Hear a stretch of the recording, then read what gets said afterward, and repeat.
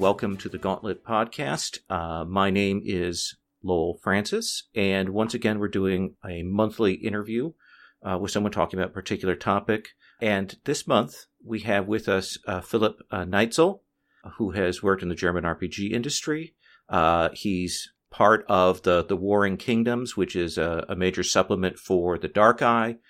I looked up his various other credits. He's worked on a fiasco playset called Splitting the Blanket, which is about divorce, which I love that concept there. He's also worked for Aventurian Messenger, which is a German RPG magazine, I believe, associated with the Dark Eye. Am I correct on that? It's the Aventurian Herald, but it's like an in-game newspaper for the Dark Eye.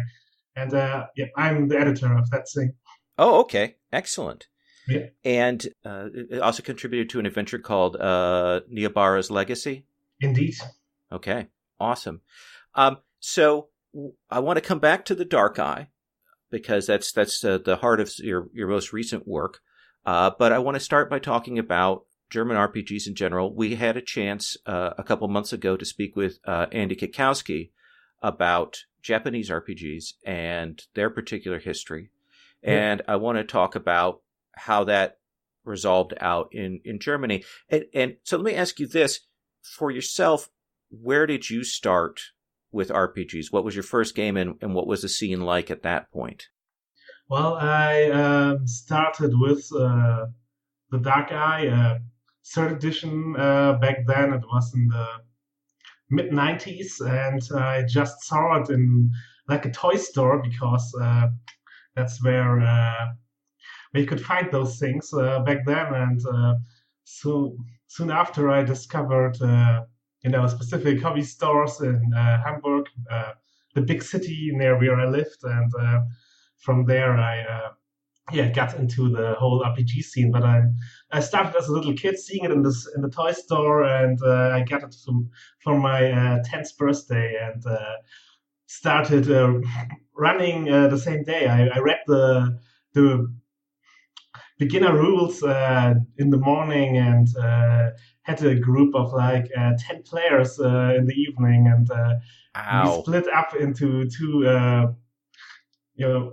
small RPG groups that in my little suburban Hamburg village, and so we were more of a cargo cult back then, playing our own kind of role playing with whatever we could get in the stores nearby, and it took a few years before I really got into the scene, visited cons, hang out in stores and stuff like that. So what else RPG-wise was, in vogue in the mid-90s in Germany? Well, Shadowrun was one of the big things. But it was my second RPG too. I saw the cover of the second edition with the guy firing a gun down the street in the elf hacker, and it was really really cool for a 13-year-old me. So I got that, and Vampire also. The whole World of Darkness scene was really big in 90s, early 2000s German role-playing games. I would say, the Dark Eye, Shadowrun, Vampire were the big three. Cthulhu, Call of Cthulhu always had an audience in Germany too. It's still pretty big here. Like Shadowrun, is still around. The World of Darkness never really made the jump to the new World of Darkness. The 20th anniversary editions have been published or are being kickstarted to get published at the moment. But the new World of Darkness never really happened here. It's interesting. See, I had been looking at the lists of various German translations. Certainly I saw that we'd had a very strong turnout of the Shadowrun books and the early World of Darkness books. And I noticed that Pegasus Spiel has done a lot of Call of Cthulhu stuff, not translated things, but has done a lot of original product. That is kind of that happens. They are still doing this, and Shadowrun has something similar too. In the late Father years, the Fantasy Productions, the German publisher of Shadowrun, did a lot of their own things. Like they added Shadow Talk, like we had in the older Shadowrun supplements, into the new supplements that were just rules, and added a German chapter at the end of the whole thing. And while the Shadowrun license was at WizKids, Fantasy Productions took over the Shadowrun license for a while, and like they were the producers for the whole line internationally for a short while till I think Catalyst took over this license. I'm not that deep into Shadowrun, but yeah, the Germans getting their own books was a thing for at least Shadowrun and Cthulhu, and both of them are now at Pegasus. One of the things I noticed when I was looking back at certain supplements and things is how do I put this? The American version of European source books. And I'm thinking in particular of Cyberpunk's Eurosource and some of these other American publications of Germany source books or France that are done by Americans. And the consensus seems to be that they are generally pretty bad. Is that a general feeling, would you say there? Yeah, we don't always feel like it's represented all in the right way. Sometimes it's like a fun perspective to read, or at least trashy fun you enjoy on that level. Like they have no idea about Europe, but yeah, they aren't always well received. Okay. I was just curious about that. So I'm going to come back to sort of the general idea about RPGs in Germany and the current state of things and so on. But let's drill in. So the Dark Eye is one of the oldest running of the fantasy RPGs, the native fantasy RPGs for Germany. There are a couple of others, but I think Dark Eye is certainly the biggest of them. Yeah, it's they has been running for 30 years, more than 30 years now. Started in 1984, and it was one of the first German RPGs. There was Midgard before it. That game's still around too, and like Dark Eye, it's in its 5th edition, so yeah, kind of the same generations that D&D and other games that have been around for a long time went through. Midgard is, I would say, has a smaller audience, and it's a bit more old school in the rules approach. It didn't evolve as much as the Dark Eye did. The Dark Eye is kind of always was the German mainstream RPG after getting into the market and kind of taking the D&D's place in Germany. So I have to ask you, what does the Dark Eye mean? Why is it called that? In German, it is das schwarze Auge, which more or less means the dark eye, literally, and it's meant to sound mysterious. It's a name originally that marketing people came up with. They wanted to call the game Aventuria in the first place, like a land of adventure, and the marketing people of Schmidt-Spiele, that was the big publisher that managed to get the Dark Eye into everyday toy stores and all that, because they were one of the big publishers of tabletop games in Germany. And Germany has a pretty big tabletop gaming scene. It's the Spiel des Jahres is something that's kind of well regarded. Essen is a big convention for the tabletop scene, and so a tabletop game publisher could push for role-playing games to be in every store. Like, hey, you want to have copies of our mainstream tabletop game, like you want Monopoly in your store, hey, you have to take a few copies of the Dark Eye as well and put it in there as a box for people to buy. And that's so they got into the market, but they also had marketing people, and they thought that Aventuria wouldn't be the best name to sell a game. And the Dark Eye sounded more mysterious, and so now the people have to kind of find an explanation why the dark eye has meant something in the world. And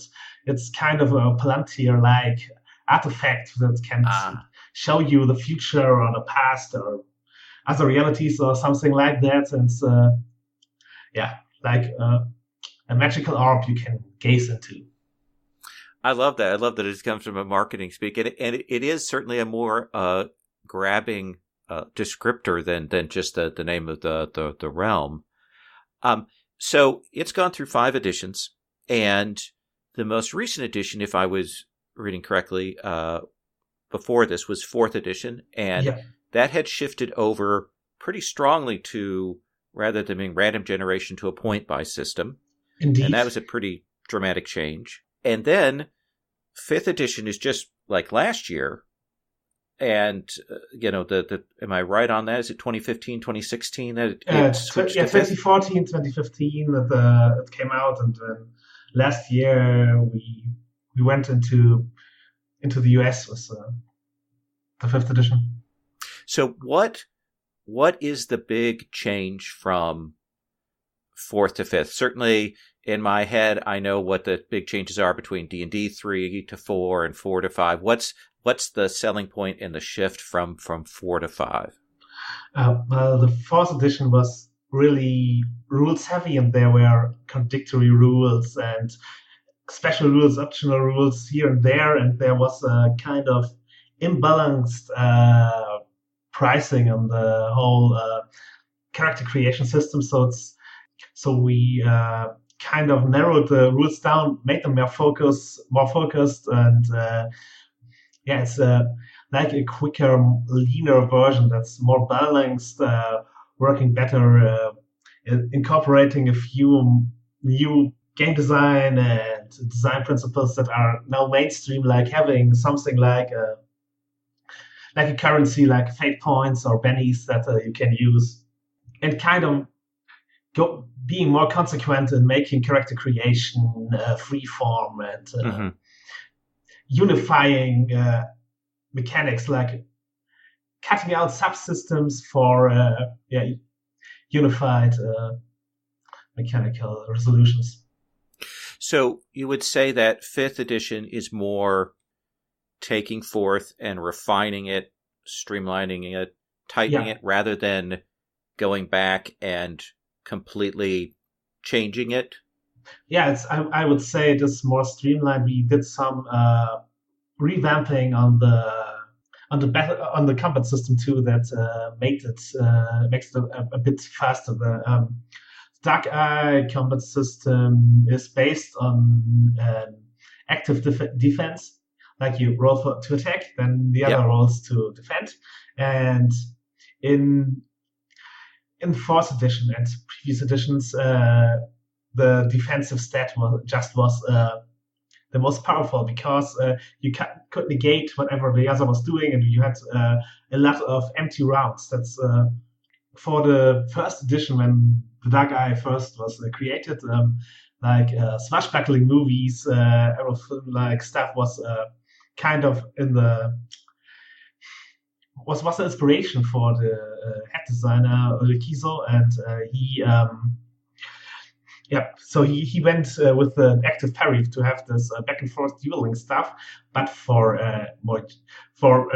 big epic battles fantasy system, that's not always the quickest way to resolve things. So in the 5th edition, we kind of nerfed the defensive stat. It's still there. There's still a chance to parry. The audience more or less demanded that it stays, but we designed around it that it's now it's a bit more fun. You have a chance to defend, or you can build your character to be defensive, but it's not an auto thing that creates empty rounds and very, very long battles. So that's a point where where the design was more changed and not only refined. That's a pretty big change. So let me ask you this then. In the U.S., certainly over the last 10, 15 years, and even before that, we've seen lots of edition wars with people proclaiming a previous edition as so much better than the current edition, and battles back and forth on that. Is that comparable within Germany? Are there different people adhering to different edition factions? For sure, there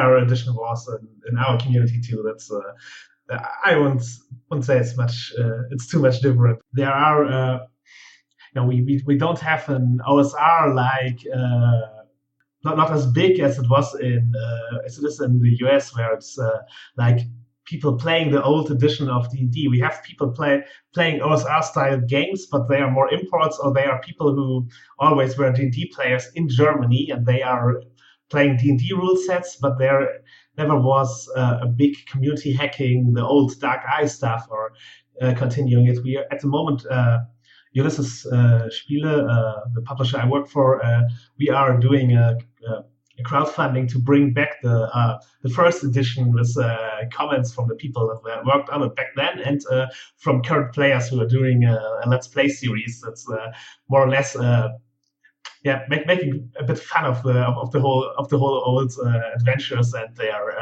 like running to the Tomb of Horrors, ironically, but only our Tombs of Horror from our old editions, and though we are kind of bringing back within the same publisher with more of a nostalgic view, but there isn't this part of edition wars, but there are people who are defending the first edition at the moment because it's rather recent, and not everyone made a change.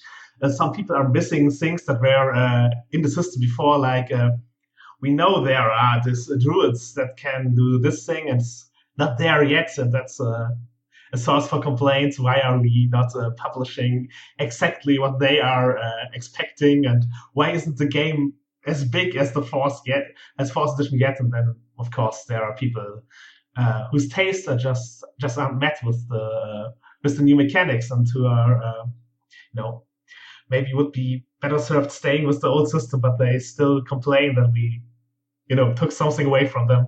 And so you mentioned that the new edition brings in more modern game mechanics, more modern game approach, perhaps a more story game, maybe a little bit some of those things. We've certainly seen that in other countries.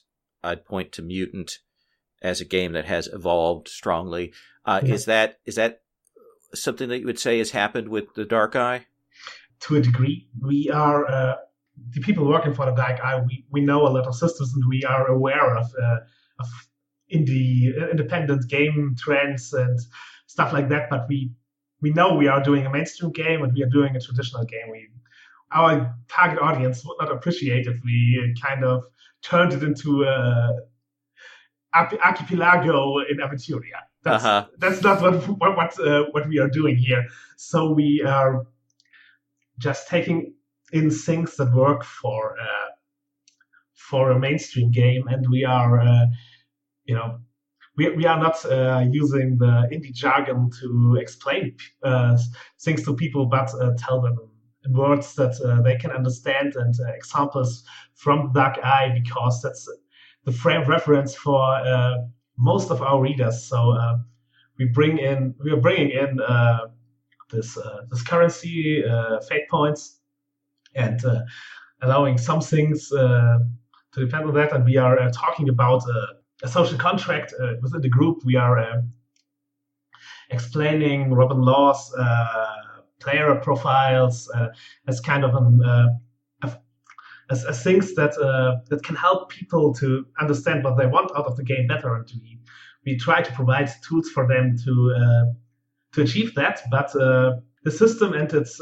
approach at its core remains traditional, but the influence is there in us being aware of other possibilities and deciding how to incorporate that into a traditional game.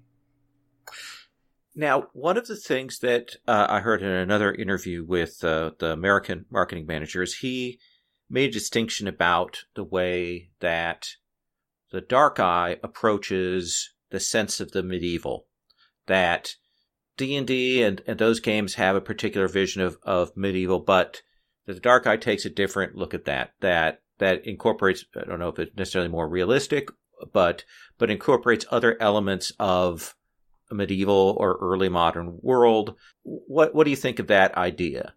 I think that's true because it's developed by different cultures. Most people working on the Dark Eye German. We have a few Austrians who worked on it, and but yeah, we all have this different culture influencing us. I'm like, I could walk out of my door and see a castle in like 300 meters. And that's a different thing than you probably have in the US. And we have all these historic places, and we learn different history that more directly influenced us. And so we have that influence in our games as well, and how we create game worlds. And there have a lot of historians have worked on the Dark Eye, and they of course studied medieval history from a German standpoint. It's different from a British or French standpoint even, and of course different from a more outside look that culture like the US or an Asian culture or whoever else is not living in Central Europe would take. And so that's of course an influence in how we portray medieval worlds and our medieval pastiche. So if it's not the sort of Conan sword and sorcery, and it's not the Arthurian fantasy, what would you say are, for you, defining elements of the German take on medieval fantasy? Not sure if it's the general German take, but for the Dark Eye, for sure there's real historicity, or there's the image of that we have of the Middle Ages, the early modern era. There are Grimm fairy tales. There's like the stories of knights that we have. Assyrian knights play a role, or the German version of Assyrian knights, but Nibelungen knights, or Roland and Charlemagne, and all those influences are there for the image of medievalism. And the fairy tale aspect is important too. Interesting. Is The Witcher maybe a closer representation, if we're looking at another media, of the sort of the feel that the Dark Eye has, or is that still different, would you say? I'm not too familiar with The Witcher, so I can't tell you if that's how close they are. I couldn't represent this honestly, but The Witcher is from a Polish studio based on Polish novels, so I can imagine that there are similarities. Okay. Yeah, it's for me, I have a hard time placing whether it's supposed to be high medieval or 30 Years War period or that kind of later stuff there, so I was just curious. We have a lot of influence, like the Aventuria, the content for the Dark Eye, is as a setting is a bit kitchen sink. It's a bit patchwork on the surface, but we have regions for like cliches. We have the Renaissance or swashbuckling region in one place, and then we have the Norse Viking region in another. Then we have the good realm that's influenced by Gondor, and as well as the German medieval tales. We have like an Arabian Nights country, we have conquistador country, stuff like that, and all those work on a cliche level on the surface. You can say, hey, we have a dwarf, we have a Viking guy, you play Gimli, you play a Viking cliche, and it works within the world. But if the player or the group is interested, they can zoom in and find a deep well of lore that has been developed for 30 years. At that point, they can, and that's where Aventuria shines as a setting in the detail that comes below the first analogies, and at this zoomed in level is where the different settings interact. Like the Warring Kingdoms is pretty medieval with feudal wars, factions fighting each other, and they have neighbors, like the orcs are the neighbors of one of the countries, Undergast, and Austria has the Viking guys, the Torvalds, as their neighbors. And if you know the setting a bit better, you can bring in the Torvald culture that you learned from another setting supplement, or you can just play them as those are Vikings. And both works. And if you talk with your friends about it and who know the setting, you will recognize the aspects. Like they won't say, "Hey, that's not what those Viking guys are like," but sounds sensible. But you can still zoom in and then find more nuance. You mentioned the Grimm's fairy tales as an impact as a strong force there.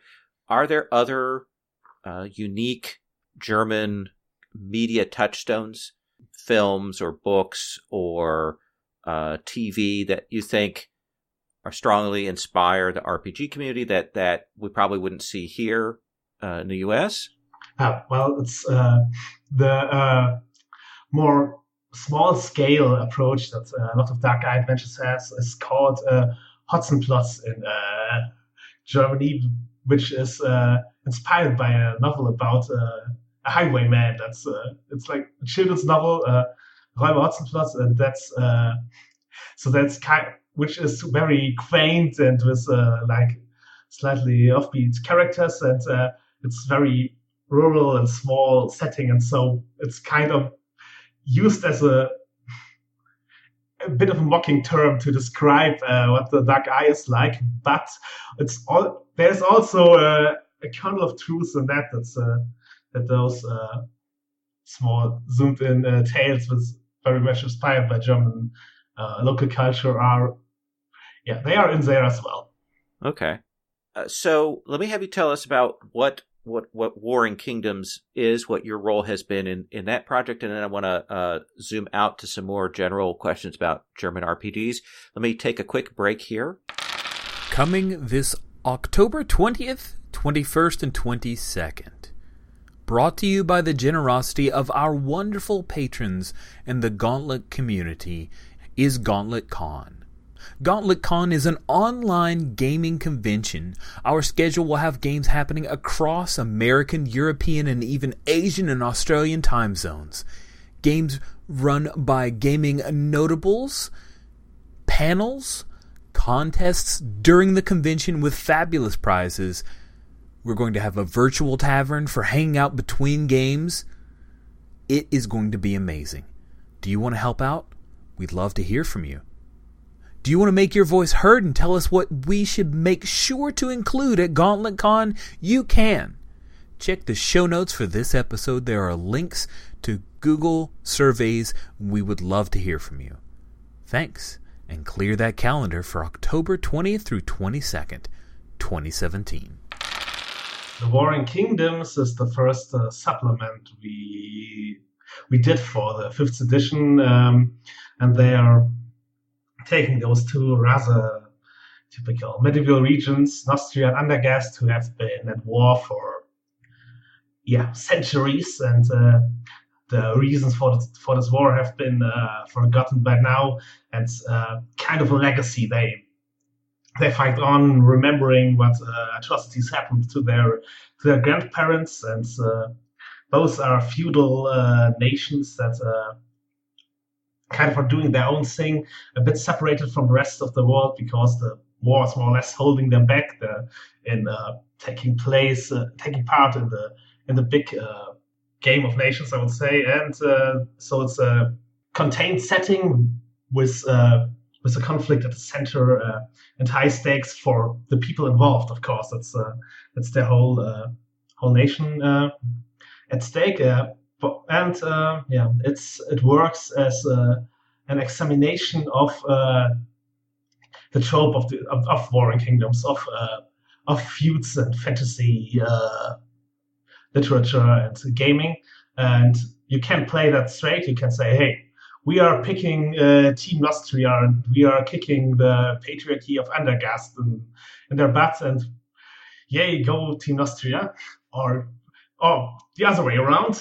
And or you can examine it and strive for peace. That's an option there too, like trying to reach an understanding and playing within the cultures of those warring kingdoms and trying to get them to not be as warring anymore. There's a totemistic representation of the war as well, with animal kings, like the first animals of their kind that were born when the world was created.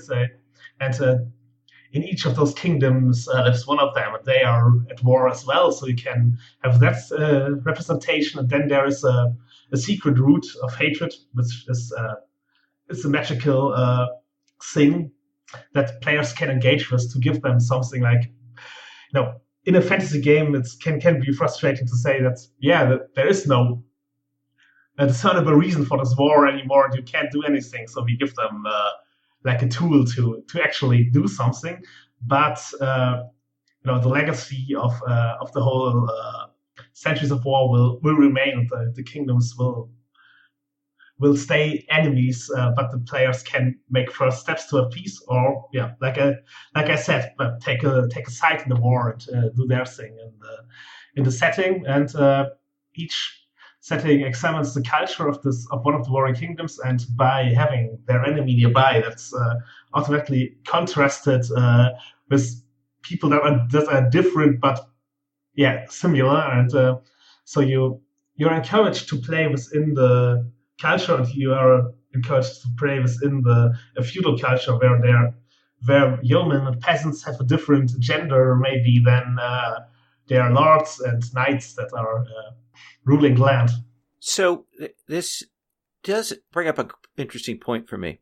One of the things I've traditionally heard about European games, of course, Euro games, as they get shortchanged for the name here in the States, is that the culture of modern Euro board gaming came out of a desire to avoid strong, direct conflict between players, and that was one of the design elements that was focused on, and so on. And I've heard that in a couple of places. Now, it doesn't seem like that affected RPG development, or did it? Or what would you say that the interaction is there? No, I wouldn't say that the desire to avoid conflict is a core difference from the German RPG scene or development to the international one. That's maybe there is a different view on how to portray conflicts, but conflict is there, and it's at the core of a lot of adventures. I think we do a lot less dungeon delving in Dark Eye and more social adventures or meta plot relevant things that change the world. It's a bit more setting and character exploration than your average D&D mainstream game. But I wouldn't say that's we are different on the same level. The Dark Eye. I wouldn't say the Dark Eye is different from D&D on the same level that Euro games are different from US games. Okay. So what would be the impact that you're seeing in, say, the last 10 years? What's hot? What's made a difference in terms of some of the more recent RPGs, like Powered by the Apocalypse games, like Fate, and even, say, Cortex or Cypher? What has been going on with that? Because it's certainly created a change here and some splits in the U.S. community. What's the reaction there? Fate is established in Germany. There are Fate translations out there published, and they are getting played. There are German settings for Fate that are getting developed. So that's a healthy part of German RPG culture, I would say. Not the largest, but they are around. There isn't much PBTA yet, but Really? no, we are just getting a German translation of Dungeon World that should be out soonish by a smaller indie publisher called System Matters. But yeah, that's a lot of indie games don't get a German translation because the German indie community is pretty fluent in playing English games, so they just back Monster Hearts or whatever, and then they play it with an English playbook and English rules, and that's how it works for them. And it's a smaller market over here, so a lot of games don't get translated right away, but they still have an influence on an indie level. But it's not. They aren't in stores in German. Mm-hmm. And so we're not. You would say they're not seeing necessarily as high an impact of those design movements. On RPGs in Germany. Yeah, I think the people who are really into indie design in Germany, with a few exceptions, are also active in a more international indie community. Like they just join story games or whatever, or G+ groups or whatever is around. There are German indie-focused forums, of course, where they are discussing in German. There are a few German indie games that are influenced by larger trends that are more or less the same as internationally. But for the mainstream audience, they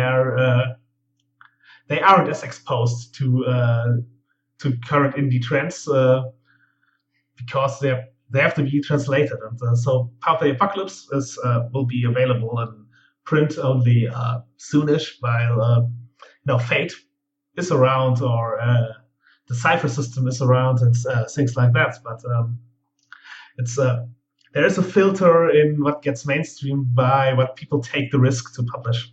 Okay. What's the cross-pollination, the movement of games within Europe itself? I know we have a strong RPG community in France, in Spain, Sweden. Those are the ones I'm most familiar with. I would mention it. I would mention Italy too. They have a pretty good community with where indie games get published, and they have their own games as well. I'm not fluent in Italian, so I don't know what they're homebrewing, but most translations are coming from English language games, like games we can easily find a translator for example. And like Swedish games which are trending right now are getting into Germany as well. Like Sambarum got a German translation. That's a pretty newish Swedish game. I'm not sure if they translated from the English translation or if they got the Swedish translator, but it's coming out here. So yeah, but I would say mostly what's available in English is what gets noticed in Germany. Okay, so if we're seeing French games, it's probably likely because they've got an English edition that's come over. Would you say? Yeah, that's what I would say. Okay, would you say that there's we kind of talked around this a bit, but is there a German sensibility to gaming? Is there a German approach to RPGs that you think is distinctive? I would say so, yes.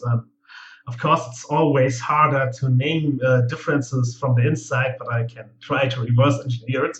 I think that, especially for the Dark Eye, which I'm working on, which I'm familiar with, and which is the game that influenced me in developing my style, and which is the model to which I compare other games, because it's the first game that I encountered. Like, other people translate into D&D or whatever, and I kind of translate into the Dark Eye.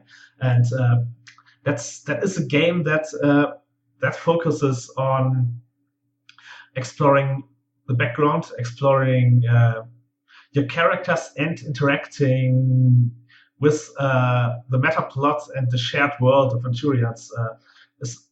I don't know if there is a longer running meta plot than that of a Dark Eye that's been going for like also almost 30 years, more than 30 years now. That has never been really reset, or there have been retcons, but not like changing retcons, like more smaller things that are different now than they were in the 80s, but more or less you could have played a character that lived through those 30 years, and the world would have developed around them.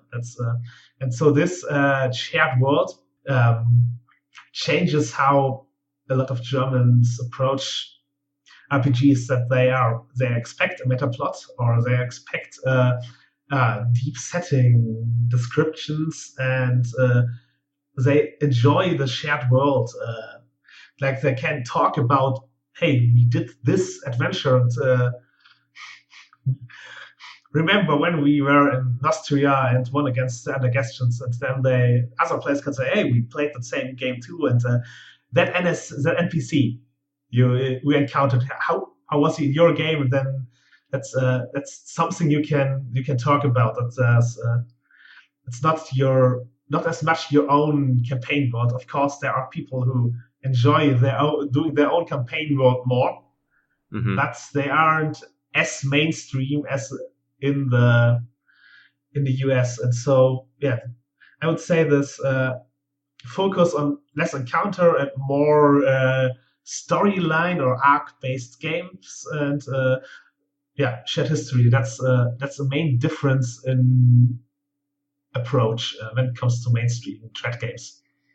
And I assume then that campaigns are generally skewing for longer play, not for short play. Then it's a chance to explore that, or yes, a lot of them are. Of course, you can play one shots, or you can play a focused short campaign too. But I think a Dark Eye game trends towards the longer games and inserting character exploration scenes. What others made here, it's filler, like characters sitting in a bar and talking. That can be interesting, but it's more of I would say simulationist approach to playing, like exploring your character instead of going for a challenge or going for a character arc or narrative goal with that scene. And when we plan a Dark Eye adventure, we of course keep in mind that there are different approaches, but this we put in opportunities to do exploration like that, to interact with other characters, to learn something about the world. Okay, and that's a different design philosophy certainly than early D&D in a lot of ways. I have one last question for you, and that is, what are German RPG conventions like that you attend? Are they more common? Are they small, big, or is it pretty varied across? I mean, we know about Essenspiel, which is massive. Yes. But the other conventions that you've been to? Yeah, Essen is, I would say, the biggest, and it's not only RPG, it's all manner of tabletop gaming. But there's a big RPG hall. Then there is the RPC Roleplay Convention in Cologne. That's really big also, and it's only role-playing games, computer role-playing games, and cosplay and LARP and pen and paper and all manner of role-playing games, but it is role-playing game focused. That's on a big convention level, like you would know from the US as well. That's like a giant convention hall with booths and